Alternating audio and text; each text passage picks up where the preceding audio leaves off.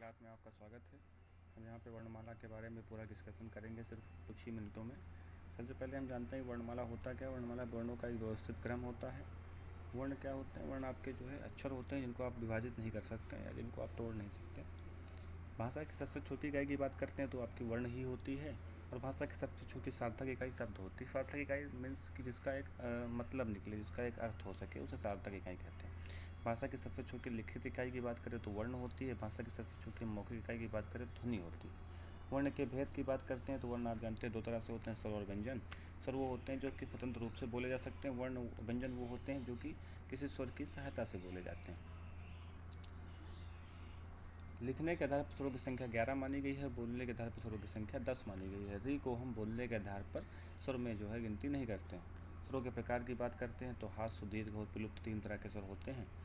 हास्य स्वर वो होते हैं जिनको बोलने में कम समय लगता है। दीर्घ स्वर वो होते हैं जिनको हास्य से 2 गुना समय लगता है। विलुप्त स्वर वो होते हैं जिनको हास्य स्वर से 3 गुना समय लगता है। तो हास्य स्वर 4 होते हैं, आ ई उ री। दीर्घ स्वर 7 होते हैं, आ ई उ ए आए ओ आओ। विलुप्त स्वर आपका जिसको बोलकर खींच कर बोला जाए, ओम राम। आगस्त स्वर अंग्रेजी से आया है।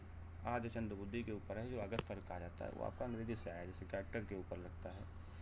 जीव के आधार पर स्वरों के वर्गीकरण की बात करते हैं तो जीव के आधार पर 3 तरह के होते हैं, अग्र, मध्य और पश्चिम। अग्र वो होते हैं जिनको जीव के अगले हिस्से से बोला जाता है। मध्य वो होते हैं जिनको जीव के मध्य भाग से बोला जाता है। पश्चिम वो होते हैं जिनको जीव के पश्चिम भाग से बोला जाता है। अग्र स्वर आपके 4 होते हैं, ई और ई से बने, आ ई से बने ए आए। मध्य स्वर आ होता है। पश्चिम स्वर आ उ ओ आ होते हैं। मुख खुलने के आधार पर अगर हम बात करें स्वरों के वर्गीकरण की तो वो 4 प्रकार से होता है, संवत्र, अर्धसंवत्र, विवत्र और अर्धविवत्र। संवत्र स्वर वो होते हैं जिनमें आपका मुख बिल्कुल लगभग बंद ही रहता है। 4 होते हैं, उ ई। अर्धसंवत्र होता है ओ आए, जिनके स्वरों के उच्चारण में मुख आधा बंद होता है। अर्धसंवत्र का मतलब आधा बंद होता है। ओ आए होते हैं। विवत्र स्वर होता है आ, जिस स्वरों के उच्चारण में मुख पूरा खुला होता है। अर्धविवत्र वो होता है आ औ आए, जिस स्वरों के उच्चारण में मुख आधा खुला हो, अर्धविवत्र। ओष्ठाकृत के आधार पर वर्गीकरण की बात करते हैं तो 2 होते हैं आपके, व्यक्तमुखी, आवृत्तमुखी। व्यक्तमुखी उ ओ आओ, आवृत्तमुखी आ ई ए आए।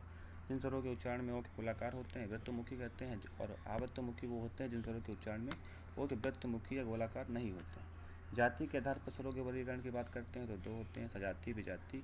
आ ई उ सजाती होते हैं, विजाती ए आए ओ आओ विजाती होते हैं। व्यंजन की बात करें जो वर्ण स्वरों की सहायता से बोले जाते हैं उन्हें व्यंजन कहते हैं।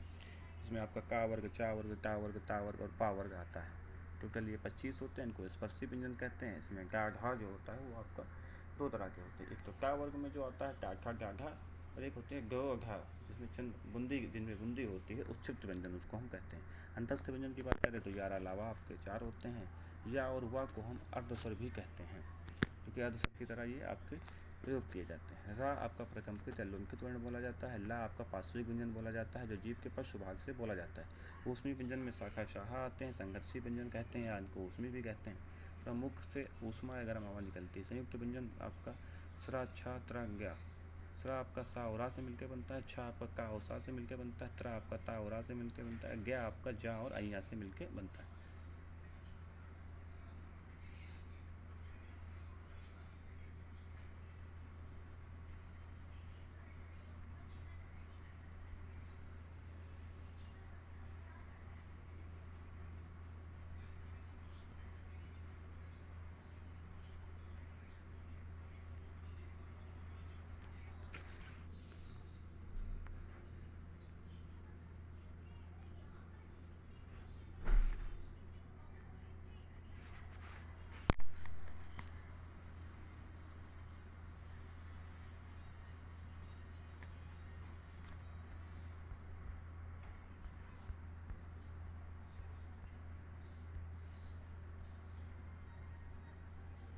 व्यंजन की जब हम बात करते हैं तो हम जानते हैं कि व्यंजन में मुख्यतया 5 वर्ग होते हैं, का वर्ग, चा वर्ग, टा वर्ग, ता वर्ग, पा वर्ग, जिनमें टोटल 25 व्यंजन होते हैं।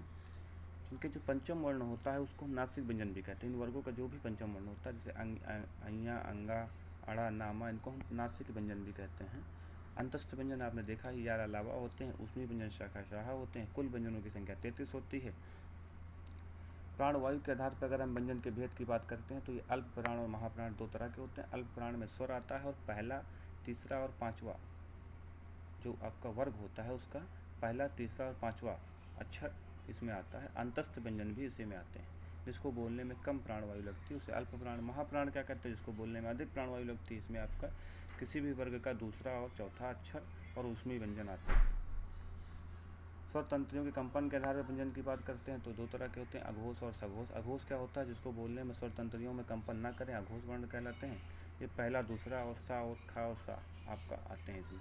सघोष क्या होता है? जिसको बोलने में स्वर तंत्रियों में कंपन हो वो सघोष कहलाते हैं। इसमें किसी भी वर्ग का तीसरा, चौथा और पांचवा स्वर आते हैं और हा और या अलावा आता है। उच्चारण स्थान के आधार पर बात करते हैं हम स्वरों के व्यंजनों, स्वर और व्यंजनों के वर्गीकरण की। तब हम जानते हैं कि कंठ में आपका का वर्ग, आ, हा और विसर्ग आता है। तालव्य में चा वर्ग, ई और या और सा आता है। मूर्धन्य में टा वर्ग, री रा सा, ऋषि करके याद कर सकते हैं आप। और दंत में ता वर्ग और ला सा, लास याद कर सकते हैं, लस लास, ता वर्ग में लस। ओष्ठ पा वर्ग और ऊ आता है। ओष्ठ में पा वर्ग और ऊ आता है। कंठ तालव्य में ए आए, कंठोष्ठ में ओ आओ और दंतोष्ठ में वा आता है। धन्यवाद। ये आपका कुछ ही मिनटों में आपका वर्णमाला का कंप्लीट रिवीजन हो चुका है। आप इसको बार बार रिवाइज कर सकते हैं कुछ ही मिनटों में। धन्यवाद।